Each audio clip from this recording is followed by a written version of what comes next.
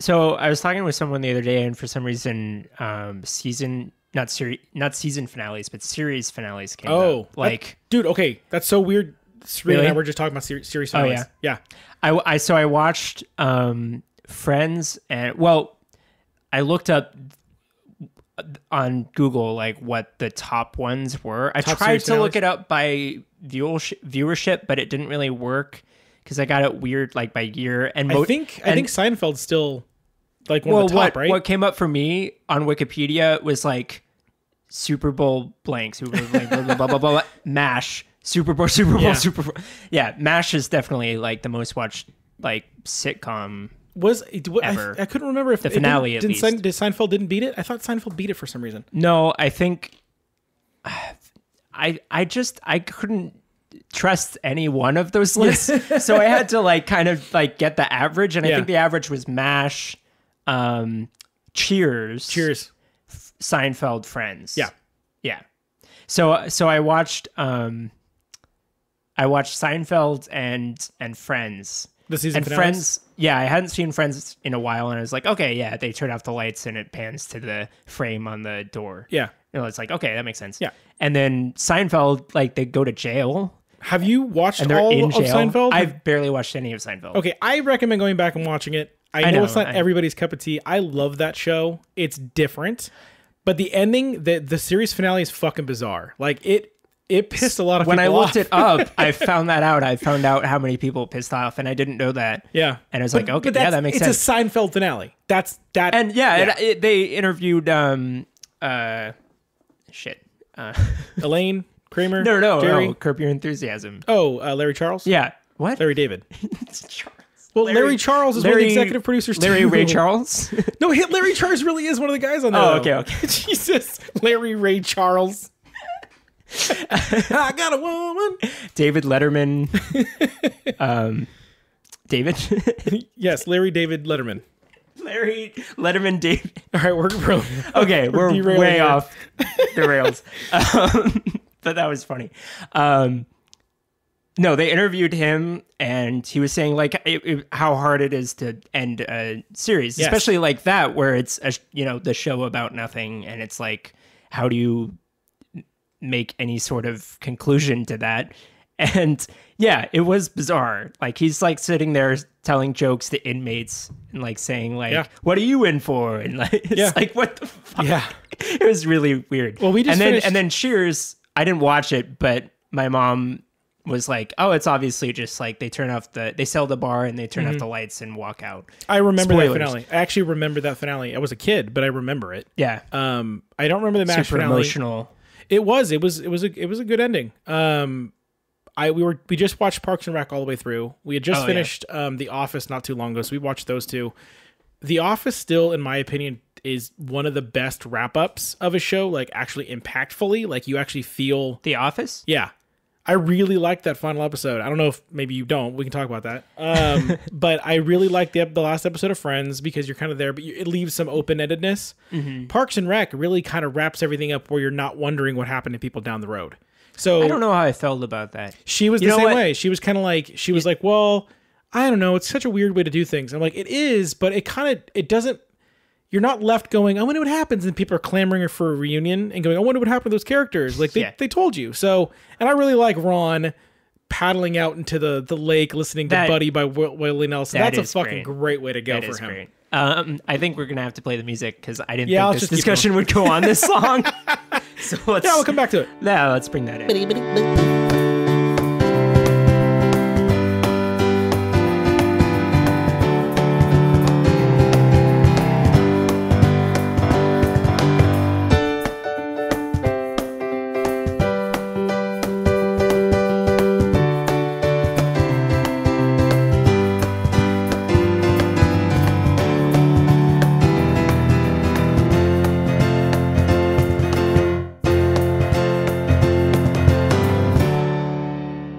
Welcome to episode 19 of the Unreasonably Angry podcast. My name's Gary. My name's Eric. And how are you fuckers doing this week?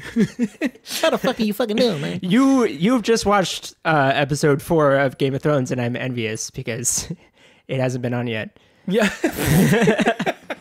But the time we listen to this, between we record this and you listen to it, you have seen the Game of Thrones episode, and we're just sitting there like, oh, what's gonna happen?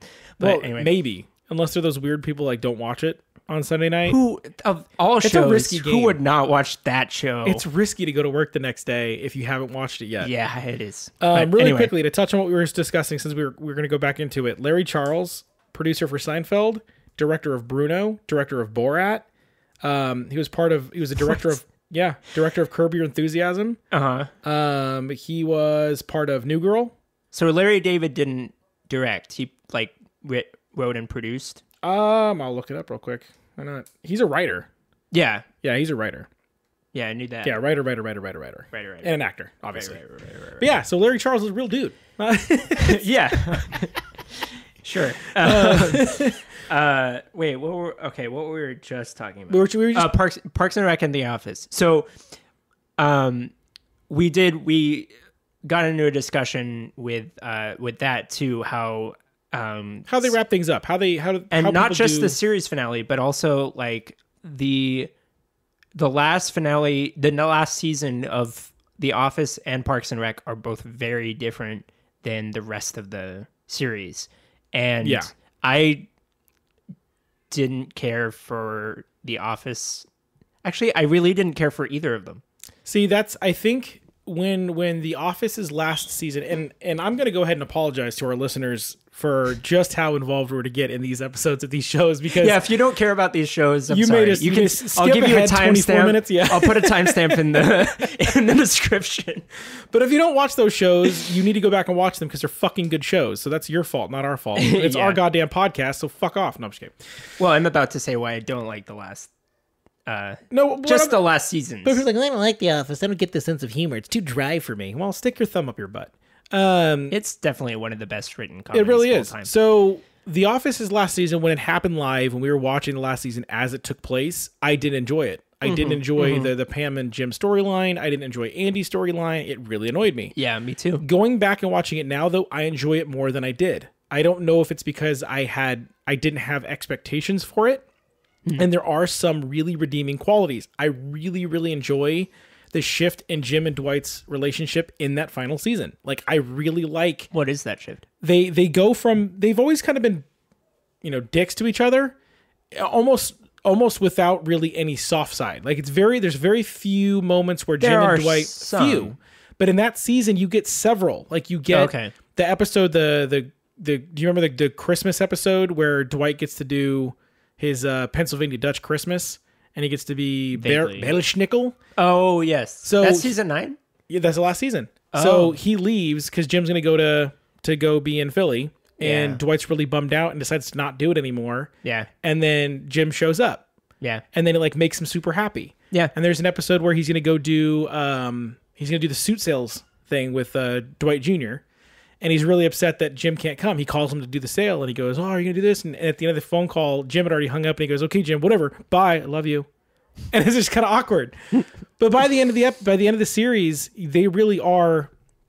They're like this. They're buddies. Like, you finally see that progression, and I liked that. So while there are a lot of things about the last season I don't like, I've appreciated it from a different angle now. I get that. That now when I go back and watch it, and the finale I think was a great finale. I think both my criticism and what I would actually like about the last season are the same thing, and it's that they took things in a different direction, like everything in different directions than they would have previously, because they knew it was going to be the last season. Yeah. So like and some of it I like and some of it I don't like. Sure. Like, I do like that Jim and Dwight thing, but the reason I didn't care for the Jim and Pam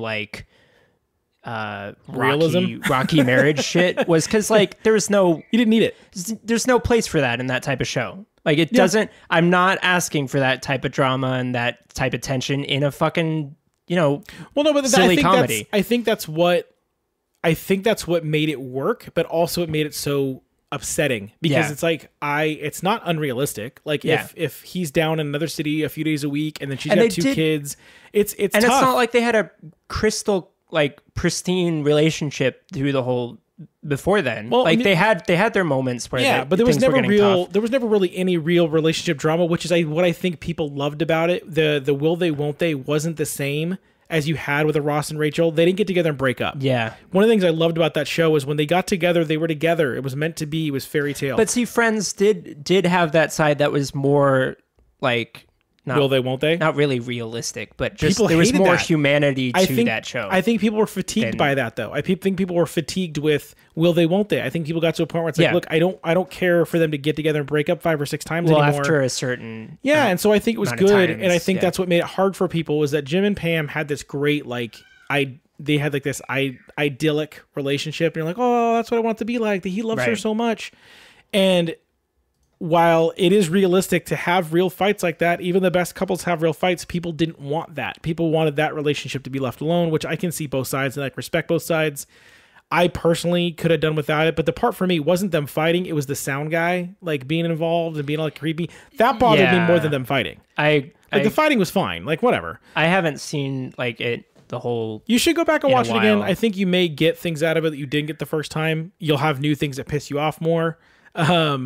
But again, it led to the finale, and I think the finale was really, really well done. And I think when a lot of shows end, and the thing is, we have other shows that are ending now.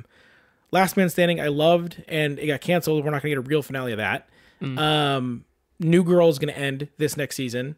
It's going to be the last season for them. And then Modern Family, this is their last season. So we're going to have a couple more series finales to look at, and you'll really go back and look at it and be like, wow, The Office, they nailed it. Like, I think they nailed it. I think I had the perfect amount of I'll go back happy and watch and sad, that and I really liked it. I liked I'll go back and watch that season. The thing is, like, probably 3 or 4 times I've watched like 1 through 8. I haven't watched 1 through 9. So like, yeah, I'll go back and give it a chance. I'm not saying you're going to like it. It's not as good as the rest of the seasons, but it is worth watching because I think there are some things that now that you're not as emotionally connected, you can appreciate. The other thing I think that Robert California kind of filled the role of like the glue that Michael left. Yeah. And by glue, I mean like he was a foil. Like he was the thing that caused chaos. Right. Yeah. And also the constant between everyone and how they were all connected. And like, and mostly the cause of what's it called? Of conflict. So I really enjoyed Robert California. Yeah. He did a great job. And I think I might have just been kind of turned off after he left. Like, who's going to fill his place? And I didn't, the other thing I didn't care for was Andy, like, just being shit on by the world constantly. Like, I was like, what the fuck? That's not how I took it at all. I thought Andy just became an insufferable fucking douchebag. Well, I guess that too. He's like, well, I'm going to go on a boat for 3 months and come back like a fucking prick and just ruin everybody's life. That's true. But the whole reality TV show. But that was like the second to last and last episodes, though. I know, but I just didn't like it anyway. Well, that's honestly like that. I actually am okay with that. So what I'm no, I mean, if you're going to be a dumbass and leave your job to go be a celebrity with like marginal skills, but they wrote that. What do you mean? They wrote that. It's not like he's a real person, no, so they didn't have to write that. It's what I'm saying. Like,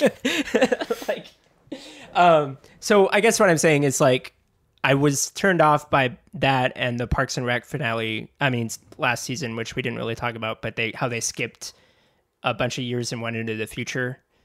I don't know. I was actually really okay with it. The reason I didn't like those 2 seasons as much is because I don't think that they were staying true to like the heart of what made the show good.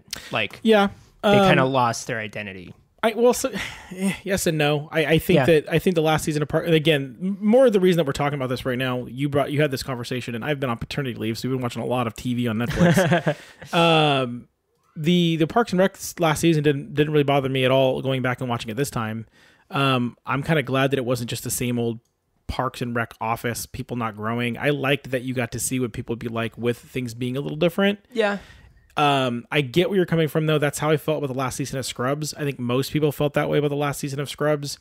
Scrubs had 6 or 7 or 8 years of being a show in the hospital, and then they got canceled, and then basically got picked back up by ABC, and they did like Scrubs med school, and so it basically wasn't any of the same characters. Like JD was there for a few of it. Dr. Cox was there and Turk was there, but it was a bunch of interns. Yeah. And it wasn't awful, but if you compare it to what regular Scrubs was, it was awful. Well, they had the Futurama problem, which is like a production hell, and like what network are we going to be on? Well, that's the thing is so some of these shows, that's the case. Like they're made by like ABC or Fox, but they're broadcast on a different network. And so when that contract expires, they have to decide if they want to continue to pay for that or if they want to go back to the company that actually broadcast it or produced it. That's how Scrubs was. It was an ABC show, but NBC broadcaster had the rights. And so once the NBC contract expired, ABC was like, well, do we want to do it anymore? We could do one more season. And you ask any real Scrubs fan and they hate that episode, that season. Yeah. I think it had its own quirks and funniness on its own, but it wasn't as good. And it wasn't Scrubs. It wasn't what made Scrubs Scrubs. Like without Zach Braff, like without him being a main character, it was a completely different show. Yeah. I mean, of a lot of TV shows that have like a main central role, he was like definitely extremely important to the fiber of that show. Yep. Like there's no way. Yep. Yeah. But not everybody can end everything well, and we see movies like that all the time. We see movies like that where like the movie's great and the ending's just kind of like, oh. There was a third act I didn't like of a movie recently. I can't remember which it was. I'll let you know if I remember. God damn it. Yeah, that's great radio. I had a thought, but I don't remember what it was. So, but yeah, so I mean, the thing is, you can blame whoever you want for that, but I think that's kind of what we wanted to talk about a little bit this week is how we get so worked up about things. I mean, if you think about it, season finales of a show is insignificant in the world as a whole, but we get really worked up about it. We like blame people for it. It's because we have like, it's something we put emotional investment in. Yeah. Like when you're emotionally invested to not just the show, but mostly the characters.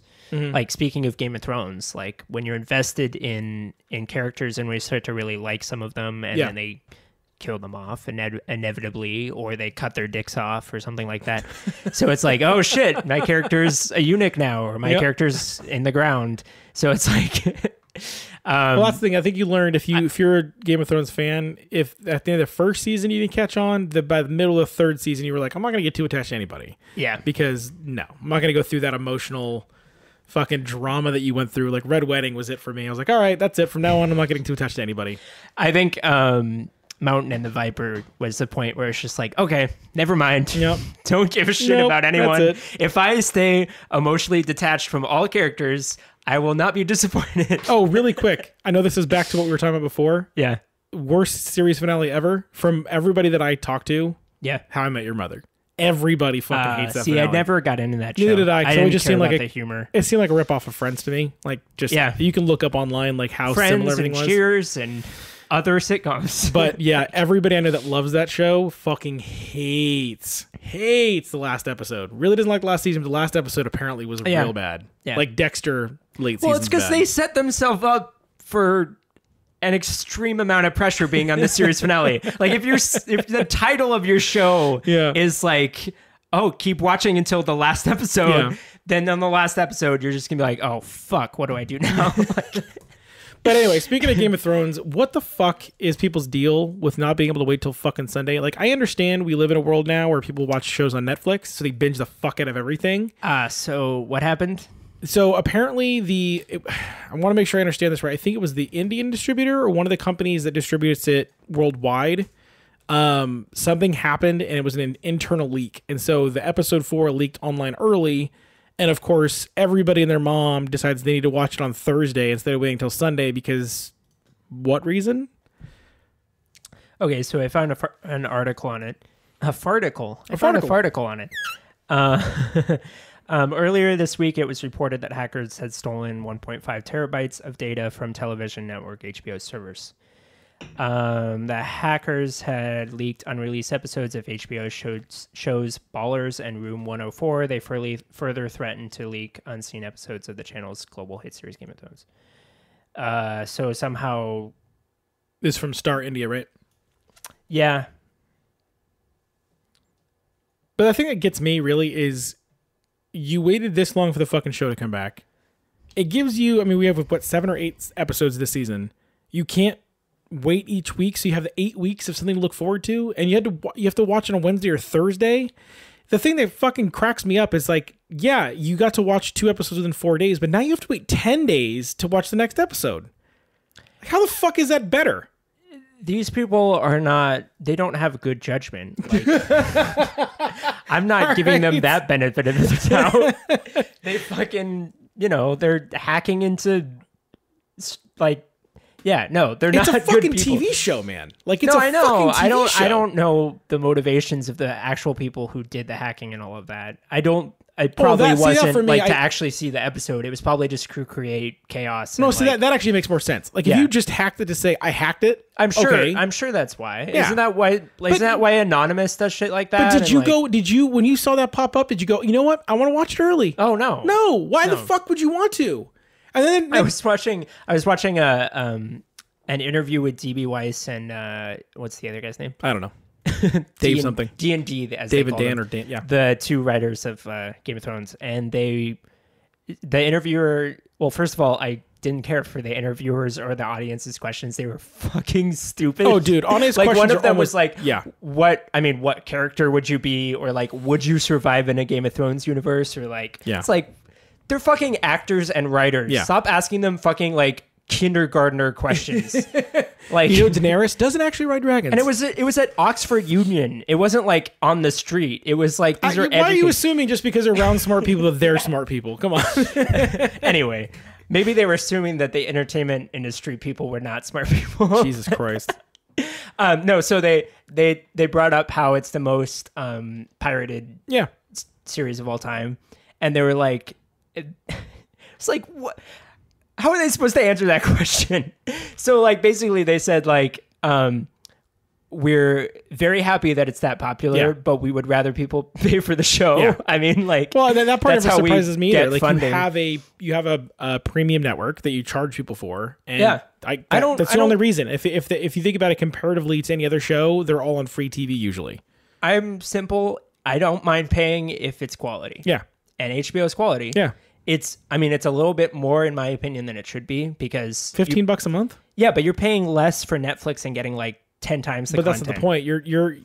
But that's the thing. I'm talking about quality. You're right. Like, you're right on that. But if you figure $15 a month, if you get 4 episodes of Game of Thrones, it's $4 an episode. It's really not that fucking bad. Yeah. Like if you consider they're basically as good as movies nowadays. Right. That's the thing. So quality. But hold on. But we're also talking about. We're very logical when it comes to being okay with people making money. Like some people get really mad that like companies are charging for things. They're gonna be screaming at their headphones. They're screaming at their headphones. Screaming at their headphones, going, "You fucking libertarians! No, you capitalist bastards!" And it's like I want to hear what government regulations people want to put on HBO on the entertainment industry. We all have the right to have HBO. No, you don't. If they could, would they expand censorship to it, and then we wouldn't have? God, that's a fucking loaded ass question right there. That's true. We won't open that. Next thing you know, it's like, should we all have BMWs? We should all have them. We'll keep that door closed. We won't go there. Yeah. Is there anything else about shows you want to talk about before we move on to our next subject? No, I think that was. I think we covered. Yeah, we covered it. We covered it. Yeah, we covered it. So I'll put the timestamp in here for people who didn't give a shit about shows. Welcome back.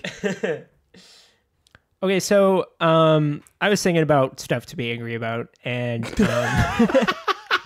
something that popped into my mind. Actually, I was reading like some like personal development stuff. That sounds really. I don't like that term because it sounds so. We mean like self-help books? Yeah. Dude, there's nothing wrong with reading a book about trying to improve yourself as a person. Yeah. So and I'm really enjoying it. But one of the things that they were talking about is people who blame things, like blame their own circumstances on other things, like whether it's other people or other institutions or factors or just life itself. Yeah. Like, and we all know people like that. Yep. And if you do it in an educated and rational way, it can be fine. But if you don't, then it can be dangerous. And you covered that right there. I mean, living. Well, yeah. Most of the time, it's not coming from an educated and irrational place. It's coming from a place of irrational anger. Right. That's why they're blaming. Yeah. Yeah. So like, it made me think of like people blaming. I mean, you could say anything. People blame the government. People blame the news. People blame like. Other people. Yeah. Mostly other people. It's your fault that I feel this way. Because it's so easy to push your own personal responsibilities and your mistakes and failures onto other people. Because then when you don't have the weight of them anymore, you're like, oh, it's like when you first figure out how to lie. It's like, oh, if I can lie, then it's like, I can just absolve myself of all like problems. Well, that's you said the word there, the phrase, the two words put together that are the frame of my existence. Personal responsibility. Oh yeah, that is my number one. Probably people can be like, that's not, you've said number one 5 times before this. Personal responsibility, I think, is one of the top things that pisses me off on a regular basis, because I don't think we have it anymore. Society, the absence of it. Yeah, it's a complete absence of it. People do not want to take the blame for something that happens to them. People don't want to be responsible for their own shit, and it's not just major things. If you think about, and we all have had this, we've all had a roommate that empties the Brita, like, right? It's like at the very, very, very bottom of the Brita, and they drink it, and they look at it, and they go, I should probably fill that up. Yeah, fuck it, somebody else will do it. Or the person who uses the toilet paper and it just leaves the fucking last shred on the roll instead of putting a new fucking roll in there. Endless examples of that. It's so, and the thing is that's not only personal responsibility, it's also just fucking common courtesy. But yeah. Those two things go together so often. Yeah. And one of the things, it's gross, but I don't care. For some fucking reason at my job, when I come to work in the morning, you come in, you check into work, you have your coffee, whatever, you have to take a piss, go to the bathroom. I'd say 4 out of 5 days that I go to work, there's fucking shit marks in the toilet. There's fucking like the streaks in there from somebody coming in. So somebody on a daily basis, a regular basis, comes in, uses our public restroom, and takes a shit in my bathroom, which already bothers me, because it's like you've gotten yourself into such a routine and such a habit that when you're on your way to work in the morning, you're like, oh, I can't wait to get to Eric's work and take a shit, man. It's gonna be so good. Fucking hell. But what bothers me is courtesy flush. Flush one more time. Like, you don't flush twice. Like, is it that fucking hard? I've gotten in a habit at my work of flushing before even doing anything. Like, yes, I'll just walk into the stall and flush. Just fucking do it. I expect there to be shit or toilet paper still in the fucking bowl. And I'm fully aware that my brain probably, like, poop pops up into my head more often than it should. But the bottom line is, that's something that actually bothers me. I walk in, I'm like, oh, it looks disgusting. Like, there's something about a clean bathroom and a clean kitchen for me that, like, just set my mind at ease. And so when I go and use the bathroom and it's already gross and dirty, I'm like, fuck. Yeah. And again, it's not a big deal, but it's literally like, dude, you could have fucking done that. Or when someone like uses the hand soap and makes a big fucking pile of like soap that they leave there instead of wiping it down, and you're like, what a fucking asshole. Yeah, so I think what we're talking about here is there's things that you do, there's decisions you make and things that you do that affect others, and there are some that don't. Most do. There are some that don't. But most do, and people do not have an awareness of that. They at some point in their lives, after they were taught this as a kid, they have lost the idea that the understanding that things that they do affect other people. So let me tell you a story. I'm gonna come off like a fucking asshole. I know I am, but I'm just gonna tell you the story. You tell me how. We're way past that. You tell.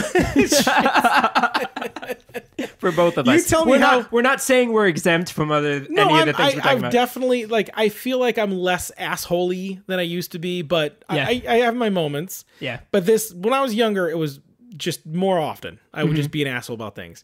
But you tell me how asshole I was in this situation. How much this is unreasonable anger. Should I rate it on 1 to 10? On a scale of 1 to 10, how unreasonable was this anger? All right. And one of my friends, I know he listens to the podcast. He's going to remember this story very well. And he's like, you were being a fucking asshole. I guarantee it. So we had an apartment, and the apartment had 3 bathrooms. Do I know which apartment this is? I think so. Yeah. Okay. So there was a half bath downstairs, and there were 2 bathrooms upstairs. Okay. It was a 3-bedroom apartment. It was a townhouse. Yeah. And so one guy had the master bath, a master bedroom with an attached bathroom. Then the other 2 bedrooms, me and one of my roommates shared a bathroom upstairs, and there was a half bath downstairs for like guests to use, right? Yeah. One day I came home, and the guy who had the master bathroom had decided to go into our bathroom, which is literally right outside his master bathroom door, to take a shit. For what reason? I got really mad because he blew that shit up. Like, and I apologize again, everybody. There's a lot of poop talk this week, but deal with it. So our bathroom was blown up. And the thing is, I had gotten home and I had to take a shit. So I wanted to go into my bathroom and take a shit, and I couldn't walk in because it was fucking rancid. Oh my God. And he did the thing where the door was shut. So I'm like, fuck, it's not even like floating out to like clear out. So I go, dude, what the hell? And he goes, dude, what's the big deal? It's just one of our bathrooms. And I'm like, but you have your own bathroom. And he goes, yeah, but I didn't want to take a shit in there because my room would stink. Yeah. Okay. So on a scale of 1 to 10, how unreasonable am I that I got mad about this? Not at all. Okay. So in this moment, 0. He basically made me feel like a fucking just dickhead because I'm like, dude, you could have used your own fucking bathroom. You blew my bathroom up, and I'm like, do you want me to go in your bathroom now? Let me get this perfectly straight. He didn't use his bathroom for the sole reason that he knew it would stink. Yes. So he used yours for that reason. And I mean, it doesn't matter. In the scheme of the world, it's so irrelevant and so important, and he and I would laugh about it now. But at the time, I was fucking mad. And he's like, why are you getting so fucking mad? And I'm like, the thing is... Why would he ask why? How is that not clear? Because when you're the guy in the group who gets unreasonably angry about shit, people just automatically tack that onto you being mad about something. Or something. You cry wolf when you like get upset about not using a coaster. So when someone like does a stink bomb in your bathroom, you're like, oh, it's just the not just using a coaster guy. Again. It's Coaster Eric. It's just him. Being a real dick. No, I want to poop or I want to poop. No, you were not unreasonable. That is fucking. That is shit behavior. The thing is, literally. I don't think it ever happened again after that. I mean, that stupid argument I think led to an understanding of, hey man, you have your own toilet. So I mean, we've talked about this before. People need people to say something before they realize that they're being... People feel like confrontation and conflict is a bad thing, but I don't think it necessarily is. If it's unnecessary, but it's how you understand each other. It's how you improve. It's how you set learn boundaries. From... Yeah. Yeah. If you don't tell me, hey, Eric, I don't like it when you punch me in the face. No.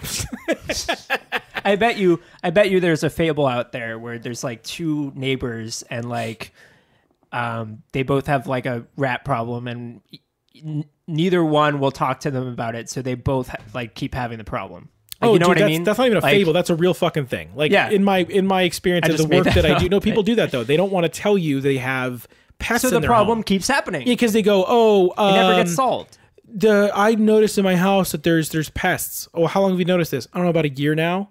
Why the fuck are you telling me now? Well, I think it's from the person upstairs. At this point, how the fuck am I supposed to blame them? You walked in. If you told me 8-9 months ago we could have taken care of the fucking problem, now I got to try to blame someone? But it's still their problem. I mean. Oh my God, dude. It fucking drives me crazy. And the thing that's funny about it is, in my industry, if you are found to have pests, and they travel from your home to another home, it's your responsibility to pay for the treatment in your home and the other person's home. Oh, yeah. So the thing is if you had just told me while I was just in your home, it would have cost you X amount of dollars. Now it's double. Yeah. But then they would get mad at you. Well, you didn't tell me that. Are you fucking kidding me? Are you a child? It's literally like a kid tipping over the trash can. Or not even a kid. A fucking golden retriever that knocks over the fucking trash can, and you know the fucking dog did it, and you look around and you're like, who the fuck knocked that trash can over? And you look over in the corners, that golden retriever trying not to make eye contact with you. Now, you haven't had a dog, so you don't get that, but if dogs can talk, they might even take personal responsibility for the goddamn mistakes. Not a fucking chance. Yeah, maybe not. But that's little things like that. It's kind of like if people come into my office and they go, oh, I got a parking ticket. Okay, where were you parked? In your parking garage. Did you have a pass? No. Okay, what the fuck do you want from me? Or you know what really gets me? When somebody parks in a fucking in a spot, like if they park on the street and it's like timed parking, and they come out and there's a meter made, right? And they're like, why you give me a ticket? I've only been here 10 minutes. It's a no parking zone. Whether you did it for 10 minutes or 8 minutes or 1 minute, you did something you knew you weren't supposed to do. Take fucking responsibility for it and pay the fucking money and move on. Yep. Yeah. Wow, this got me fired up more than I thought. We hit a nerve. No. Here's another one. Fucking speeding tickets. Oh, yeah. How often do you know somebody that has gotten a speeding ticket that went, I was speeding, my bad? I think Jeff is the only person in my entire life that I've ever known Yeah. And you all know Jeff. You all have heard his name. He'll be on the podcast again coming up shortly. Jeff is the only person I know that has gotten speeding tickets and been like, I was fucking speeding. Oh, well, I'll pay it. I'm done. There's no debating that is the correct answer. Yes. You can't say that's not the correct answer, because if you're going over the speed limit, it's a truth. That's not. It's not. You debatable. can't debate that. No, but you get this thing. So though. Either you're telling the truth and taking personal responsibility, or you're not. Yeah. That's the two sides of it. But people don't want to do that, though. People want to try to make people want to try to make the exceptions for certain things when it benefits them. Everybody wants everybody to follow the rules, right? Right. I understand if the flow of traffic is 68 and you get caught going 69 and they give you a fucking ticket in a 60, you're still fucking speeding, regardless of the flow of traffic. 69 speeding limit. Yeah. I said 60 speeding limit. And they're going you 69. Said you're going 68 and the speed limit was 69. Freudian slip. Oh, okay. But if you're that guy, I understand. It sucks to get a speeding ticket for going barely faster than anybody else. I get that. Yeah. But you're asking for an exception from a law, right? At the same time, would you be okay if somebody said, well, I only shoplifted a pack of gum? You're still fucking shoplifting. Yeah. Regardless of how minimal it is, it's still breaking the goddamn law. Now, I'm not saying I'm immune to this. I got a fucking ticket for one of those fucking video cameras that spots you going a little faster than the speed limit in an area. Not even like a real cop, like a camera saw me go by. And I messaged and said, hey, you know what? I realized that your camera got me going too fast. I'm not a speed person. If you look at my fucking track record, I've had one speeding ticket. It was when I was 20 years old. I've never had one since because I said, fuck that. I'm never going to pay money for no reason ever again. I'd rather get to my destination 5 minutes later than spend $300 on a goddamn fucking speeding ticket. Right? Yeah. I email and I say, hey, is there any way you guys can just cut this in half? And they said, you admitted to your fault. We'll cut it in half for you and it's not going to go on your record. Great. It sucked to pay the money, but I'm like, you know what? It's my fucking fault. And the thing is, I get the maddest when it's my fault. Like if it's like when you look at your bank account, you're like, God, I wish I had enough money to spend on that. How many times, Eric, did you go buy lunch last week? You fucking dumb shit. You you got Poke Bowl 4 times. You spent $50 on lunch at work and you're surprised you can't afford that video game you want. It's your own goddamn fault. That's true. Wow. Well, let's go. What'd you do, Gary? I'm gonna take us into a little bit more of a positive light. Somewhat.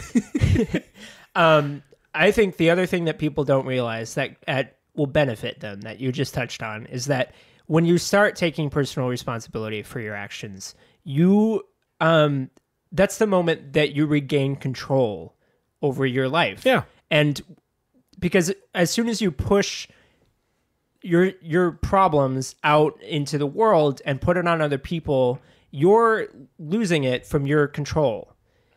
I mean, if you like let's take an example. If someone shoplifted and then they said, no, it was my friend who did it. Yeah. Then you're not immediately going to be held responsible because they're going to think your friend did it. But if your friend has integrity and says, no, it was him who did it, I wouldn't do something like that, then you're going to feel the consequences twice as much. Yeah. Because not only did you do it, but you lied about it. And now it's going to be worse for you. And that can be multiplied towards any part of your life. If you're constantly shifting your blame and your problems on other people, you're losing your control of the consequences and how you face those consequences later down the road. And so that's the thing is the part of what you're saying right there that hits so true. And the thing that pisses me off so much about that is there is a fundamental, not even a fundamental, there is I want to say an epidemic. Like it's a fucking extreme word, but there's a fucking epidemic of people that have somehow learned to not feel guilt, to not feel shame, to not feel bad about things. And I know as a society right now, we love to say, don't shame that person. You know what? There's nothing wrong with feeling shame for fucking something you did if something you did was shitty. If it makes you go, you know what? I feel like a bad person about that. Yeah. And people are like, don't feel bad. No, fucking feel bad. Maybe you'll learn something from it. Yeah. You'll move on and you won't be a shitty person going forward, or at least you'll be 1% less shitty. And then your kids will be 1% less shitty. You know what it is? They haven't built up their immune system. if they constantly don't feel guilt and they feel like they don't want to feel guilt and they push it away and they don't want to feel shame, then if they really do feel it at some point, it's going to hit them 10 times harder. Yeah. They're going to go, I'm not used to this. I don't know how to feel in this situation. Well, okay, so they're constantly used to pushing it away. You and I know a few people that fit this bill better than anybody else, but we've all seen those people that for some reason have done things that are, there's a fucking word I really want to use, but I'm not going to use in the podcast. Oh. Okay. It's a really shitty way to be. Yeah. And they'll be that way, and then nobody will ever call them out on that. And then when somebody finally does, they can't fucking handle it. And they break down and they get emotional and they start lashing out even worse. Yeah. We've seen it. We've been there where it's like, hey, what you're doing, the reason you're not happy about this is because of something you did. Yeah. I know you're expecting me to say something different, but the fact of the matter is I'm finally telling you that this is happening because of this. Yeah. And then people will fucking melt down. The problem is now is we've gotten to a place where that's so fucking normal and nobody wants to feel guilt. I understand. Guilt sucks. Guilt is the worst. I grew up, my mom's side of the family is Irish Catholic. So guilt is like the main weapon that is used against you as a kid growing up. It's really powerful. It's fucking powerful as fuck. It's one of the like most piercing emotions. And the funny part is, not to like toot my own goddamn horn, but fuck it, toot. One of the things that my wife and I are trying not to do with our kid is, if you ever asked a kid for a hug, like you'd be like, oh, can I have a hug? And you're like, no. And my daughter right now, she just loves saying no to everything. So you're like, can I have a hug? No. And your instinct is to go, oh, you made me feel bad. And I thought to myself, I'm not going to do that. I'm not going to fucking do that to my kid. I'm not going to use guilt and like emotional manipulation to get her to come give me a hug. Yes. And it seems like such a small thing. And if you do that as a parent, fine, do what the fuck you want. I'm not telling you to parent. But one of the things for me that I realized, I don't want my kid to be guilted about shit that she shouldn't feel guilty for. Now, if she does something bad, it's okay to feel guilty because you're learning. You're internalizing that feeling. Yeah. But that's something that we do now. We don't want it. We don't want to feel guilty. Anybody who makes us feel bad about something, we shun those people from our lives. Now, if somebody's making you feel bad for being who you want to be, fine. I get that. If you're saying, hey, this person's... I think that's where that started. And it's just gotten out of control. I think, I mean, I totally understand that. I totally get, like, if you're shaming someone for something that's out of their control or who they want to be or like who they're trying to be, then that's shitty. It's basically it's the Michael Scott thing. It's he gets in trouble for calling. Well, I'm not going to say the word, but he gets in trouble for outing Oscar. Yeah. Right. Yeah. And he's talking about the word retarded. Okay, and that's a big no word these days and all that. Fine, but his point is like you would never call your retarded friend a retard, right? You call your friends retards when they're acting retarded, and it's a stupid thing. It's a Michael Scott thing to say. And I'm not trying to like dilute my own point here, but my point is you don't make fun of something for somebody can't control. If somebody's mentally has mental issues, you wouldn't call them that. Like you wouldn't do that. Yeah, because that's not fucking okay. Right. If somebody has. Now, you and I are both short guys. We're not tall guys. We got shit for being short. Oh, yeah. I'm okay with it. Whatever. I got killed midget like a bunch of times. Yeah, which again, you're not supposed to say midget. You would never call a midget. You call him a little person, but you call a short person a midget. So why would you call a short person a midget? Exactly. But you again, wouldn't download a car. That's why would you download a movie? Why would you download Game of Thrones? God damn it! Yeah, but you wouldn't download a Game of Thrones. Yeah. So my point is I'm not equating it to that. Like I'm not saying it's the same thing, but that's where it started from. Really, for me was there are certain things you don't make fun of. I don't make fun of something like even in our group of friends, we tease each other for things, but we don't tease each other for things that you can't control because that's like, it's taking away the ability to build a thick skin around something because you can't control that. Right. For me, I can't control my height. I don't give two fucks about my height. Right. But as a kid, it took me a while to learn that it's like, hey, people are going to say shit and I grew a thicker skin because of it. But at the same part, we've learned as a society that there's certain things that are unnecessary. Right. And that's what you're saying is, well, go ahead. You're saying that's what we've learned. It started with, hey, you're not going to make fun of something somebody can't control. That should at least be the baseline for common decency and courtesy is to go, you know what, that person can't control that thing. That's off limits. Yeah. Don't be a dick about that. Yeah. And back to that point about people taking personal responsibility for their actions. Yeah. There's also like taking ownership of the things that you can or cannot change. Yeah. Like, that's another thing that type of behavior about not wanting to feel shameful or Sure. guilty.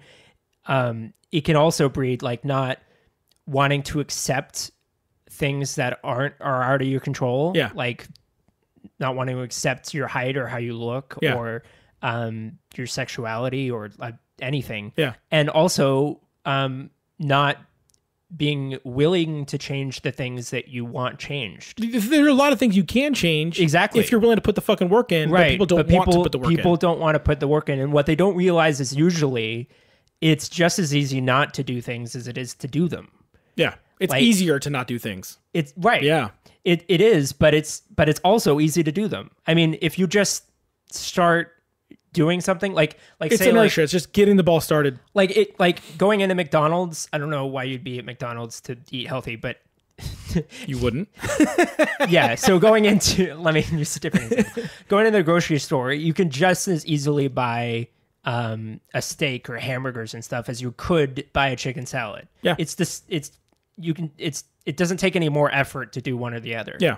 But if you choose a salad and you keep choosing the salad, you'll be healthier. And if you choose a steak and etc. So I don't think people realize that their actions are so important to who they are and what's going to happen. Well, the to thing them. is, there's so many things that are actually inside your control that instead of focusing on the things you can't control, if you focus on the things you can, it will make your life a lot more fulfilling. Yeah. One of the things you said there is people. We talked about this before. There's this weird need right now that we've noticed a lot. It used to be, if you remember, like everybody wanted to be the girl on the cover of the magazine, right? You want to be that tall, skinny, blah, blah, blah chick on the magazine. Okay. Then there was a huge movement of, no, it's okay to love yourself and be curvy and be blah, blah, blah, blah. Mm-hmm. And now there's that give and take from those things. What? Yeah, both those sides are still fighting each other. Yeah, and the thing that gets me is I don't understand why we take our place and look across the aisle at any given thing and compare yourself to anything at all. Yeah. There is a weird thing right now where everybody, this may come across as dickish, but whatever. There's this thing where everybody feels like everybody has to feel like everybody's equally beautiful. That's just not true. It's just not true. Some people are prettier. Some people are taller. Some people are funnier. Some people can sing better. Some people can dance better. Mm-hmm. We're at this point now where there's such a focus on everybody feeling like they're the same as everybody else instead of enjoying and appreciating our differences. Mm-hmm. I've never felt bad about myself for not looking like Brad Pitt. It's a waste of fucking time. Why would I sit around and go, I'm just as pretty as Brad Pitt. I'm just as beautiful. No, you're not. You're lying to yourself. Yeah, why? There's nothing wrong with that. There's nothing wrong with me being a 6, and if that's what I am. There's nothing wrong with that, because the thing is once you're okay with who you are and you can focus on your strengths, then you can contribute to yourself and society on a better level instead of trying to convince yourself and others of what you think you're supposed to be. And you don't have to give up and say, like, I'll never look like Brad Pitt or I'll never look like Angelina Jolie. But I can look at the best version of Eric. You can improve yourself to be your best self. Yeah. And you'll probably be a little bit closer to looking like Brad Pitt in the process. I mean, you won't look like him eventually. No. But I've given up on that. But you can but you're right. You can work to your strengths and you can be your best. Well, that's the thing I've realized is one of the things that frustrates me the most, and one of the things that I really am I want to prepare myself for as a parent. And you're an uncle, so you're going to deal with these things too. Sure. You're going to deal with your nieces growing up and asking you, hey, what about this? And hey, what about that? Am I supposed to be this? Am I supposed to be that? Yeah. And one of the things that I'm trying to remind myself, I was a kid. I remember what it's like to look over and go, this person has this. Why don't I have that? Yeah. Or why am I not that? Okay. I remember being in high school and everybody sprouted up and kept growing and I didn't. Where's my growth spurt? Yeah, and it just didn't happen. And the thing is for a long time there, because people are telling you, oh, you're short, you think you're supposed to be taller or you're supposed to be bigger or you're supposed to be faster. And I got to a point where I said, you know what? I'm never going to be the fastest kid. I'm never going to be the tallest kid. That's fine. Yeah. But I can be a funny kid. Right. I can be an opinionated, passionate person. I can act. I can do this. I can sing. I can blah, blah, blah. Right. And there was never a point in my life where I felt like I wasn't being given a fair shake because I didn't have the looks that this other person had. But that's what we're seeing now. We're seeing this thing where people feel like, well, it's not fair. I can't get a role because I'm not as pretty as she is. Or I can't get this role because I'm too fat. Or I'm not able to get this blah, blah, blah because this. And it's like, okay, well, what about Chris Farley? What about, I mean, there are specific people that you can think. Look at Steve Buscemi. I mean, he's the fucking perfect example of somebody he is not a good looking person. What do they say at Fargo? That weird looking guy. Yeah. He's just got a strange face. Exactly. And the thing is I think once I don't know how we got off. I think this came full circle because what you're talking about is people shifting blame. Yeah, it's their fault that I'm not getting this. It's their fault. You're so pretty, it's not fair to me. And yeah, it's not like it's up to me to improve myself to the best that I can be so that it presents more opportunities for me so that I can be more successful. No, that's not the case. Of course not. And the thing is for me, like when I talk to someone, I can tell you from the get-go, the beginning of having a conversation with someone, the self-assuredness and confidence stands out so much more than so many other things. Yeah. Yes, you're gonna if a beautiful woman or a handsome man walks in and you talk to them, are you gonna notice they're beautiful or handsome? Sure. But as soon as they open their mouth, are you gonna realize if they're a fucking dumbass? Of course you are. Yes. So if you're actually I don't know what this tells about society, but I usually assume that people who look better will talk stupider. But the thing is, you're able to admit that about yourself, though. Like that's a prejudice that you have. Yeah, that's a huge prejudice. That's the other thing. The day that you're able to acknowledge, you know what, I have some prejudice about some things. So you're able to go, you know what, I have that prejudice. Let me make sure that I'm aware of that before I have this conversation, so that I'm not just discounting this person as a human. And also, I love being proved wrong. Oh yeah. It's kind of a really asshole thing to say, but really ditzy blonde walks in and then she starts speaking with a British accent, starts like spouting. It's like there's a Family Guy episode where Brian dates that chick from what's that reality show, The Hills? I don't know. It's one of them. A reality star show who's like, look, Lauren Conrad. Okay, yeah. He dates Lauren Conrad and she ends up like playing Mozart and like there you go. Whatever. And then he dumps her for being too smart for him. That's a good episode. Back when Family Guy was better than it is now. But well, that happens. Speaking of shows that we've definitely come full circle. Yeah. But yeah, just to bring it all the way back, I mean, you started with talking about the fact that you're reading books about yourself. You're reading self-help books. I've been reading, I hate fucking reading those kind of books, but I've been reading like sales management books and like how to be a better leader and things like that. And I can tell you, as cheesy as I thought they were, as I'm reading them, I'm like, you know what? There are strengths that I have and weaknesses that I have, and these are areas I need to improve on. And if people take that time, if you just take a minute to go, this is something I like about myself. This is something I don't. If it's something you can't control, what's the Alcohol Anonymous prayer? Give me the strength to change the things I can and the patience to be okay with the things I can't. I mean, that in itself is such an important thing. And so I think if people take that time to really internalize instead of looking over and worrying about what other people are seeing and take the time to read a goddamn book. Definitely. It breeds, doing one good thing for yourself will breed, it'll affect everything. Like it'll grow. And you're like, if you keep doing little good things for yourself, then it'll spread and you'll become a better person. And you'll be more inclined to do more better things and it'll just keep expanding. And the world would be less shitty. Like and we wouldn't need this podcast anymore. Yeah, we wouldn't so maybe we should stop. We should keep our market open. Yes, Dan. So I'll attach on a plug for that book. It's called The Slight Edge by Jeff Olson. And I think the great thing about it, it just happened to be, well, I looked for like best motivational books on Reddit and it happened to be the one that popped up. And I think it's great. It's a great one to start with because it will motivate you to read more motivational books. Sweet. Like it's like a good starting off point. So I'll link that in the description. Nice.